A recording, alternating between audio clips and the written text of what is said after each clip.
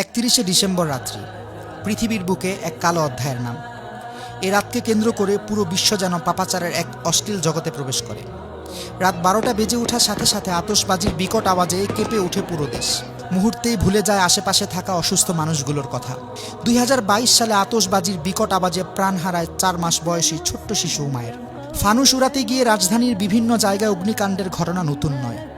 অসংখ্য অগণিত পাখি ঝাঁকে ঝাঁকে মরে পড়ে থাকে রাস্তায় রাস্তায়। কে নেবে এর দায়? গল্পটা এখানেই শেষ নয়। সেই সাথে শুরু হয় বিয়ার, হুইস্কি, ফেন্সিডিল, আফিম, হেরোইন, ইয়াবা, গাঁজাসহ বিভিন্ন মাদক দ্রব্য সেবনের মহা উৎসব। বিভিন্ন ক্লাব ও দেশের অভিজাত হোটেলগুলোতে চলে নিষিদ্ধ পল্লীর নগ্ন মহড়া। উঠতি বয়সের তথাকথিত বহু আধুনিক তরুণ তরুণীরা লিপ্ত থাকে অবৈধ কর্মকাণ্ডে। জাস্ট এনজয় করতে গিয়ে সম্ভ্রান্ত ঘরের অনেক তরুণী নেশায় বুঁদ হয়ে সম্ভ্রম বিলিয়ে দেয় জাস্ট ফ্রেন্ড নামক হায়নাদের কাছে। বহু জায়গায় কনসার্টের আয়োজন করা হয় এবং নারী পুরুষের এই অবাধ মিলন মেলায় যেন অশ্লীলতার জোয়ার ওঠে।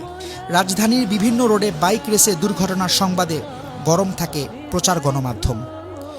বড় অবাক লাগে। প্রতিবাদ তো দূরের কথা, কথিত সুশীল সমাজ তখন মুখে কুলুপ এঁটে বসে থাকে। নিষিদ্ধ অ্যালকোহলের লট ঠেকাতে আইন শৃঙ্খলা বাহিনীকে চরম হিমশিম খেতে হয়। একজন মুসলিম হিসেবে কি ভেবে দেখেছি এ জাতীয় বস্তাপচা নোংরা সংস্কৃতি কি আমাদের পক্ষে শোভা পায়? ইসলাম তো বটেই, এমনকি একজন সুস্থ বিবেকমান কোনো ব্যক্তিও এই জাতীয় চরিত্র বিধ্বংসী উদযাপনকে মোটেও সমর্থন করতে পারে না।